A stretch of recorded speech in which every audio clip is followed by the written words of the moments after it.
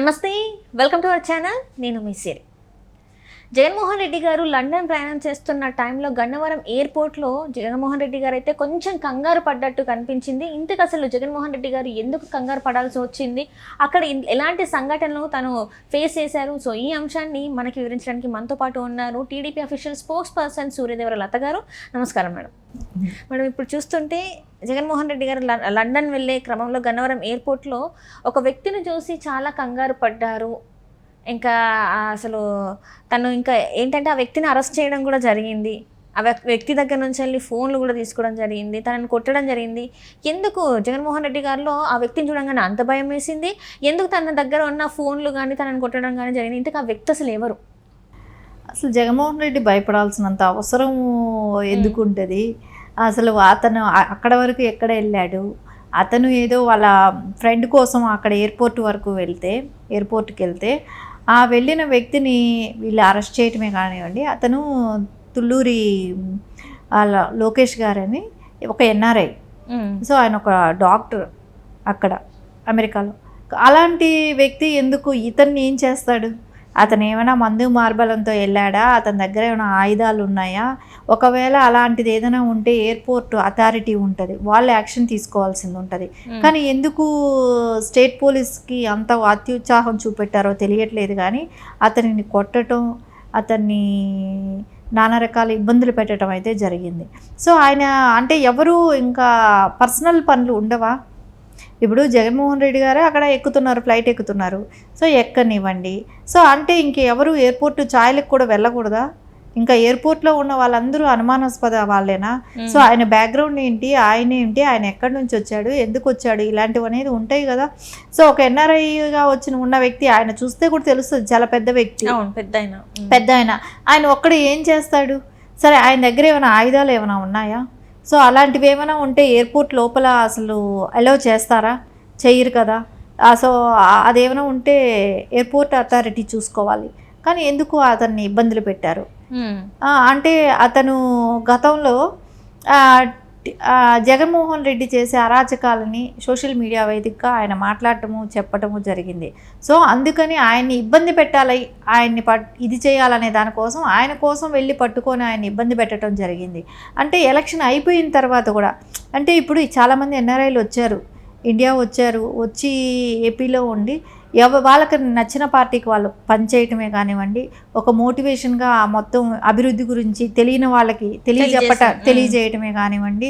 So ప్రభుత్వం, మంచి ప్రభుత్వం ఉంటే ఒక సీఎంగా ఉన్న వ్యక్తి అభివృద్ధి పదంలో నడిపించాలంటే ఎవరైతే బాగుంటుందనే కానివ్వండి, వాళ్ళు ఒక మోటివేషన్ చేయడానికి అక్కడి నుంచి వచ్చారు. వాళ్ళు ఏమొచ్చి ఇక్కడ ఓటేసే అధికారం కూడా లేదు కాబట్టి వాళ్ళు ఓటు కూడా వేయరు. కానీ అలాంటి వాళ్ళని కూడా టార్గెట్ చేశారు. అలాంటి వాళ్ళని కూడా టార్గెట్ చేసి వాళ్ళని ఇబ్బంది పెట్టి, వాళ్ళని రానివ్వకుండా భయభ్రాంతులు గురి చేసి, అంటే ఇప్పుడు ఒకళ్ళని కొట్టి ఒకళ్ళని ఇబ్బంది పెడితే ఇంకా మిగతా వాళ్ళు కూడా భయపడతారు కదా. రేపు పొద్దున ఇండియాకి రావాలంటే భయపడతారు కదా. ఇండియాకి వచ్చి ఇలా ఒక పార్టీ కోసం పనిచేయాలంటే భయపడతారు కదా అనే ఉద్దేశంతో అందరినీ భయపెట్టడం జరిగింది. వాళ్ళ ఆలోచన విధానం అలా ఉందనేది అర్థమవుతుంది. అంటే ఎవరూ కూడా ఒక పార్టీకి సపోర్ట్ చేసి మాట్లాడితే వాళ్ళని ఈ రకంగా ఇబ్బందులు పెడతారు. జగన్మోహన్ రెడ్డి చేసిన తప్పుల్ని ఎవరైనా ఎండగడితేనూ ఇబ్బందులు పెడతారు అనేదానికి మనకి ఈరోజు మనం చూసిన ఈ నిదర్శనం. అంటే ఏదైనా ఉంటే తను ఆల్రెడీ చెప్తున్నాడు, నేను నా ఫ్రెండ్ కోసం వచ్చాను ఎయిర్పోర్ట్కి అని చెప్తున్నా కూడా వినకుండా తన పైన అంటే పోలీసులు అలాంటి అంటే తనని లాక్కెళ్ళడమే కావచ్చు, తన ఫోన్ తీసుకెళ్ళడమే కావచ్చు, ఆఖరికి తను కొట్టారని కూడా, అంటే పోలీసులు కొట్టారు అని కూడా తను చెప్పడం జరుగుతుంది. అంటే ఇలాంటివన్నీ చూస్తుంటే ఇంకా అక్కడ అంటే పోలింగ్ అయిపోయినాక కూడా ఇంకా వాళ్ళ దాష్టికాలే జరుగుతున్నాయి. వాళ్ళ ఒక పోలీసులు కూడా ఇంకా జగన్మోహన్ రెడ్డి గారి మనుషులాగానే చేస్తున్నారు అనిపిస్తుంది. ఇదే ఉదాహరణగా తీసుకోవచ్చు అంటారా? మరి ఖచ్చితంగా ఏపీలో ప్రజల్లో అందరిలో కూడా భయాందోళనకు గురి చేయటం అనేది జరుగుతూనే ఉంది. ఎందుకు అసలు అతనికి సంబంధం లేని వ్యక్తి, అతనికి ఒక అంత పెద్ద వయసు ఉన్న వ్యక్తి, అతను ఒక డాక్టర్ ప్రొఫెషన్లో ఉన్న వ్యక్తి, ఆయనకి హాని కలిగిస్తాడు? జగన్మోహన్ రెడ్డికి ఎయిర్పోర్ట్లో వెళ్ళినా ఎవరైనా హాని కలిగించగలుగుతారా? సరే, అక్కడ వరకు ఆయన వెళ్ళాడంటే ఆయనకి జరిగిన చెకింగ్లో అన్నీ జరిగే ఉంటాయి కదా, ఎయిర్పోర్ట్ లోపలికి వెళ్ళటానికే కానివ్వండి, ఇవన్నీ కూడా. సో ఎందుకు ఆయన మీద వాళ్ళ ఫ్రెండ్ కోసం వెళ్ళాడని చెప్తున్నారు. ఆయన అనుమానంగా ఎలా కనపడ్డారు వీళ్ళకి? అంత పెద్ద వయసు ఆయన దగ్గర ఏమైనా ఆయుధాలు దొరికాయా? ఇక్కడ ఎప్పుడు కూడా బలి చేసే విధానం మనకు తెలుస్తూనే ఉంది. గతంలో ఎంతమందిని బలి చేశారు, ఇప్పుడు కూడా అదేలాగా. ఇప్పుడు గులకరాయి సతీషే కానివ్వండి, కోడికత్తి సీనువే కానివ్వండి, ఇలాంటి వాళ్ళనంతా అంటే వాళ్ళ సింపతి కోసం ఎవరినైనా బలి చేస్తారు. సో ఇప్పుడు ఏంటంటే ప్రజలకందరికీ ఒక అపోహ కలిగించటం, ఆయన మీద ఏదో దాడి జరగటానికి ఆయన వచ్చాడు అన్నట్టు క్రియేట్ చేయటానికి చేసిన పనిగానే కనపడుతుంది. కానీ ఆయన చూస్తుంటే అలా అనిపించట్లేదు కదా. ఒక క్రిమినల్, ఒక హంతకుడిని కూడా ఎవరు అంత దారుణంగా నెట్టడం, లాక్కోపోవటం అలాంటివి జరగలేదు. ఆయన్ని తోసుకుంటూ లాక్కుపోవటం ఇవన్నీ చూస్తూ ఉంటే, విజువల్స్ అన్నీ చూస్తుంటే చాలా జాలి వేస్తుంది. ఏంటి మన దేశానికి వచ్చి వాళ్ళు ఇక్కడ పుట్టి పెరిగిన దానికోసం, ఈ దేశం కోసం ఏదో ఒకటి చేయాలి అనుకుంటున్నారు. వాళ్ళు ఎంత సోషల్ సర్వీస్ చేశారు ఇప్పటి వరకు మన రాష్ట్రం కోసం. అంటే ఎవరైనా చదివించడం కానివ్వండి, హెల్త్ బాగలేని వాళ్ళకి బాగు చేయటం కానీ, ఇట్లాంటివన్నీ ఫైనాన్షియల్గా ఆదుకున్నారు కదా. సో వాళ్ళు చేసిన సోషల్ సర్వీస్ కూడా వీళ్ళకు గుర్తుకు రాలేదా? అంత దారుణంగా వాళ్ళని హింస పెట్టడం కానీ, రేపు పొద్దున వాళ్ళు ఇండియాలో ఇంకేమైనా మంచి పనులు చేయాలంటే కూడా భయపడేటట్టు చేయటం కానీ ఇది కరెక్ట్ అయిన విధానం కాదు. ఎందుకంటే ఈరోజు జగన్మోహన్ రెడ్డి ఉంటాడు, రేపు ఉండకపోవచ్చు. అంటే ఇంకొక సీఎం వస్తారు, చంద్రబాబు నాయుడు గారు. అలాంటప్పుడు వాళ్ళలాంటి వాళ్ళ దేశానికి అవసరం, రేపు ఫండ్స్ ఇస్తారు. సో దేశంలో మన రాష్ట్రంలో కూడా కానివ్వండి, ఎవరైనా చదువుకునే పిల్లలకే కానివ్వండి, హెల్త్ పరంగా కానివ్వండి, ఏదైనా అభివృద్ధి చేయాలన్న ఒక ఇండస్ట్రీ పెట్టాలనే కానివ్వండి, ఇలాంటివన్నీ కూడా వాళ్ళ మూలాన సోర్సెస్ ఉంటుంది.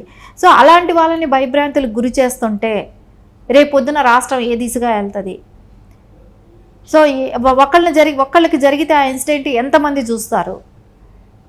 సో రేపు పొద్దున ఇలాంటి వాళ్ళు వచ్చి ఇక్కడ ఏదైనా కంపెనీలు పెట్టో ఏదైనా సోషల్ సర్వీస్ చేస్తేనే వాటిల్లో కూడా వచ్చే ట్యాక్స్తోనే కదా ఈ పోలీసులకైనా జీతాలు ఇస్తారు.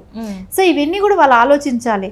ఒక డిపార్ట్మెంట్ అయిన వ్యక్తులు రేపు పొద్దున రాష్ట్ర అభివృద్ధి కోసం ఎవరైనా వచ్చి పనిచేస్తుంటే వాళ్ళకి సపోర్ట్ చేయాల్సింది పోయి ఇలా భయపెడితే, భయభ్రాంతులకు గురి చేస్తే రేపు పొద్దున ఎవరు వస్తారు?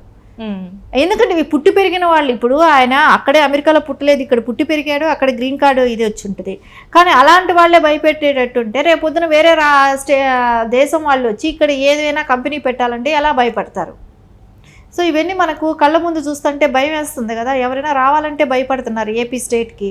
సో జగన్మోహన్ రెడ్డి గారు కొంతమంది అప్పుడు మనం గతంలో చూసాం, కొంతమంది మినిస్టర్సే కానివ్వండి, ఎంపీలే కానివ్వండి, వాళ్ళు ఎంత దురుసుగా ప్రవర్తించారు ఇండస్ట్రీస్ పెట్టిన వాళ్ళ మీద. సో సేమ్ ఇప్పుడు డిపార్ట్మెంట్ చేస్తుంటే భయం వేస్తుంది కదా. సో ఎంక్వైరీ చేసే పద్ధతి ఉంటుంది. ఒకవేళ మీకు అనుమానం వచ్చుండొచ్చు, కానీ ఎంక్వైరీ చేసే పద్ధతి వేరు ఉంటుంది కదా. ఇది కాదు కదా. దీనికి అంతటికీ కూడా వీళ్ళలో మార్పు రావాల్సిన అవసరం అయితే ఖచ్చితంగా. అంటే ఇప్పుడు లోకేష్ గారు కూడా చెప్పడం ఏంటంటే, ఈ అంశాన్ని నేను కోర్టు వరకు తీసుకెళ్తాను, ఎందుకంటే కోర్టులో ఎట్లాంటిది వస్తుందో తెలియదు, నేను కోర్టు మెట్లు ఎక్కడానికి కూడా నేను సిద్ధంగా ఉన్నాను, నాకు జరిగింది ఇది అన్యాయం అని చెప్పేసి అని చెప్తున్నా. మరి కోర్టుకి వెళ్తే సరైన న్యాయం మరి లోకేష్ గారికి జరిగే అవకాశం ఉందంటారు? ఖచ్చితంగా జరుగుతుంది. ఎందుకంటే ఆయన ప్రైవేటుగా నేను కోర్టుకి వెళ్తాను అని అయితే చెప్తున్నారు కాబట్టి ఖచ్చితంగా ఆయన కోర్టుకి వెళ్తారు. కోర్టులో న్యాయం జరుగుతుంది. ఖచ్చితంగా ఎవరైతే ఈ తప్పుడు స్టేట్మెంట్లు, నిర్ణయాలు ఇవన్నీ చేస్తారో వాళ్ళ మీదకి అయితే ఆయన యాక్షన్ తీసుకునే అవకాశం ఉంటుంది కదా. ఎవరికైనా కూడా ఎవరి రైట్స్ని ఎవరు ఖండించలేరు, ఎవరు మార్చలేరు కూడా. సో ఆయనకున్న రైట్స్, ఆయన ఫ్రెండ్ కోసం ఆయన ఎయిర్పోర్ట్కి వెళ్తే ఈరోజు అరెస్ట్ చేసి ఆయన ఏదో అనుమానంగా ఉన్నాడు, ఆయన్ని సీఎంని ఏమో చేసేస్తాడు అనే ఉద్దేశంతో మేము పట్టుకున్నామనటం కరెక్ట్ అయిన పద్ధతి కాదు. Right madam, right. Thank you so much. Thank you.